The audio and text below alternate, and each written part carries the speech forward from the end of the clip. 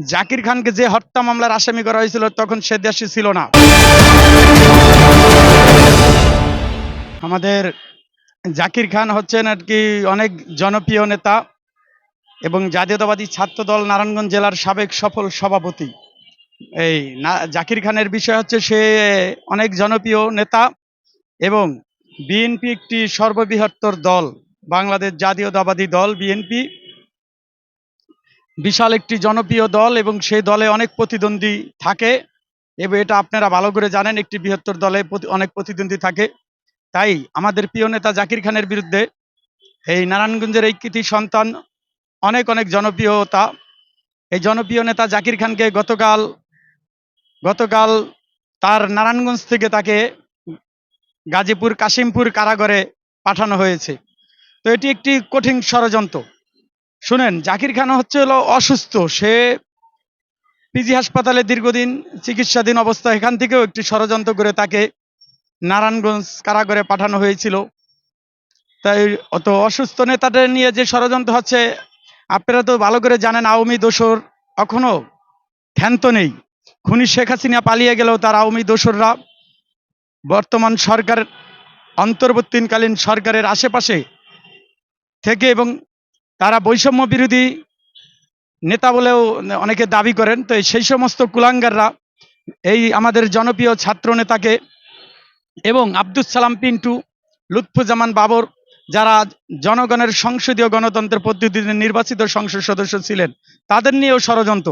এই ষড়যন্ত্রকারীরা শুধু জাকির খানকে নিয়ে না, স্বাধীন বাংলাদেশের প্রথম রাষ্ট্রপতি শহীদ প্রেসিডেন্ট জিয়াউর রহমানের সুযোগ্য সন্তান, আল্লাহ চাইলে আগামী দিনে যিনি নেতৃত্ব দিবেন, সেই জনপ্রিয় নেতা তারেক রহমানকে নিয়েও দেখেন ষড়যন্ত্র এদের শেষ নেই। তাই জাকির খান যে ষড়যন্ত্র যতই করা হোক, আল্লাহর রহমত আশা করি আগামী 7ই জানুয়ারি কোর্টের মাধ্যমে আমরা শুনেছি এবং কোর্ট বলেছেন জাকির খান 7ই জানুয়ারি একটি রায় আছে, আর এটা বিশ্বাস করি সেই রায়ের মাধ্যমেই জাকির খান মুক্ত হয়ে মুক্ত আকাশের নিচে আসবে। মায়ের কোলের মায়ের সন্তান জাকির খানের মা তাকিয়ে রয়েছে তার সন্তান কখন ফিরে আসবে। শুধু জাকির খানের আম্মা না, ওই নারায়ণগঞ্জের সাধারণ জনগণও জাকির খানের মতন একজন সাহসিক যোদ্ধাকে চায়, কারণ জাকির খানের দ্বারাই সম্ভব নারায়ণগঞ্জের সন্ত্রাস এবং নারায়ণগঞ্জ আওয়ামী এজেন্টের গাপটি মেরে থাকা দোসরদের জাকির খানের দ্বারাই সম্ভব তাদেরকে ওখান থেকে উচ্ছেদ করা। কারণ জাকির খানের জাতীয়তাবাদী ছাত্র দলের এবং শহীদ প্রেসিডেন্ট জিয়াউর রহমানের দল, দেশনেত্রী বেগম খালেদা জিয়া ও তারেক রহমানের যে নির্দেশনা যেভাবে সে ভিতরে থেকেও পালন করছে এবং তার কর্মীরা, তাই আমি আশা করি জাকির খানকে আটকিয়ে রাখতে পারবে না। কঠিন কঠিন ষড়যন্ত্র হচ্ছে, তো যতই ষড়যন্ত্র হোক, যে ষড়যন্ত্রে খুনি শেখ হাসিনা তো কম ষড়যন্ত্র করলো না, তো অতি দ্রুত আমাদের এই প্রিয় নেতা জাকির খান অতি তাড়াতাড়ি আমাদের মাঝে ফিরে আসবে, এটাই আমাদের প্রত্যাশা। এবং এই যে টানা হেচড়া করছে, আমি অন্তর্বর্তীকালীন সরকারের প্রতি দৃষ্টি আকর্ষণ করব এবং অন্তর্বর্তীকালীন সরকারের স্বরাষ্ট্র মন্ত্রণালয়ে দায়িত্ব নিয়োজিত মাননীয় উপদেষ্টা মহোদয়কে অনুরোধ করব, তাকে নিয়ে এই যে ছিনিবিনি এবং ষড়যন্ত্র করছে আওয়ামী দোসররা, সেটা শান্তিপূর্ণভাবে দেখার জন্য আহ্বান করব। কারণ জাকির খানকে যে হত্যা মামলার আসামি করা হয়েছিল তখন সে দেশে ছিল না। এই মামলায় প্রধান আসামি করা হয়েছিল কৃষক লীগের এক নেতা। জাকির খান দেশে আসার পরেই সেই মামলায় একটি বানাটো আওয়ামী দোসর, আওয়ামী শেখ হাসিনার লালিত পুত্র কুলাঙ্গার শামীম ওসমানদের মতন কুলাঙ্গাররা তাকে ভয় পেত বিএনপিতে গাপটি মেরে থাকে এক দালাল, ওই তৈবুল আলম খন্দকার। এই তৈবুল আলম খন্দকারদের মতন কুলাঙ্গাররা বোধহয় এখনো বিএনপিতে অনেক লুকিয়ে আছে। সেই সমস্ত গাপটি মেরে থাকা দালালদের বিরুদ্ধে সবাইকে সজাগ থাকার জন্য বিনয়ের সহিত আমি অনুরোধ করব। কারণ এই সমস্ত দালালরা সেদিনকেও আমাদের এই জনপ্রিয় নেতা জাকির খান সৃষ্টি হতে দিতে চায় না, কারণ জাকির খান সৃষ্টি হলে এই অপরাধীরা তাদের মতন করে তারা কাজ করতে পারবে না। তার প্রমাণ এই খুনি শেখ হাসিনা সেদিনকে নাসিরউদ্দিন পিন্টুকে কিভাবে হত্যা করেছে দেখেছেন। নাসিরউদ্দিন পিন্টু কিন্তু জীবনের ঝুঁকি নিয়ে সেদিনকে সৃষ্টি হয়েছিল। সর্বোপরি খুনি শেখ হাসিনা 29শে ডিসেম্বর 2008 সালে রাষ্ট্র ক্ষমতায় এসে বিভিন্ন ছলনা কলনা করে সর্বোপরি রাজশাহী কারাগারে নিয়ে নাসিরউদ্দিন আহমেদ পিন্টুকে হত্যা করলো।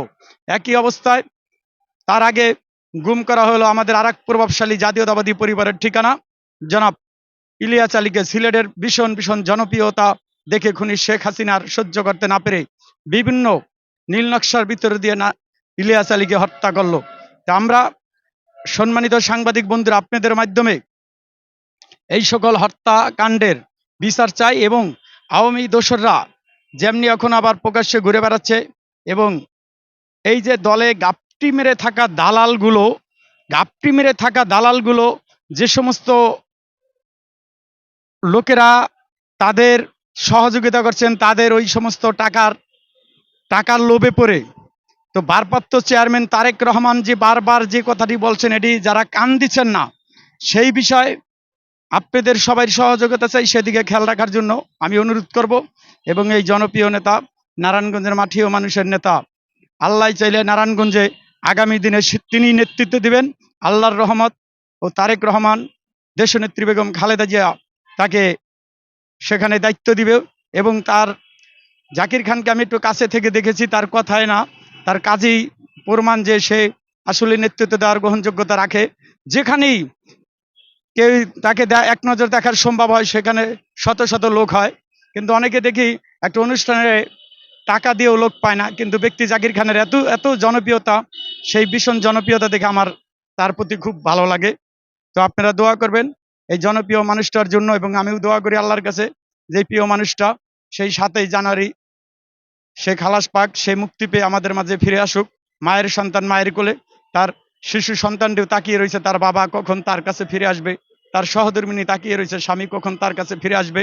আর তার বিরুদ্ধে যারা এইভাবে ষড়যন্ত্র করে দিনের পর দিন জেলখানায় রেখেছে, এবং জেলখানায় রেখেও তাকে শান্তিতে রাখছে না, আজকে নারায়ণগঞ্জ, কালকে কেরানীগঞ্জ, পরের দিন কাশিমপুর, বিভিন্ন জায়গায় ঘুরাচ্ছে, কষ্ট দিচ্ছে।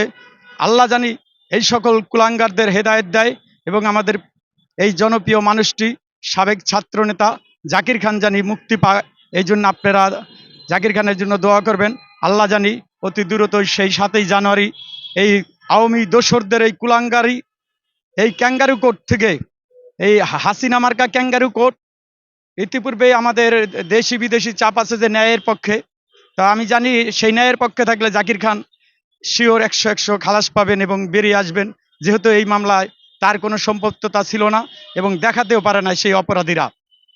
আপনাকে সকলকে ধন্যবাদ। খোদা হাফেজ। বাংলাদেশ জিন্দাবাদ। দেশনেত্রী বেগম খালেদা জিয়া জিন্দাবাদ। শহীদ প্রেসিডেন্ট জিয়াউর রহমান ওমর হোক। আগামী রাষ্ট্রনায়ক হবেন আল্লাহ চাইলে বিএনপির ভারপ্রাপ্ত চেয়ারম্যান তারেক রহমান জিন্দাবাদ। আপনাদের সকলকে ধন্যবাদ। সাংবাদিক ভাইদের ধন্যবাদ।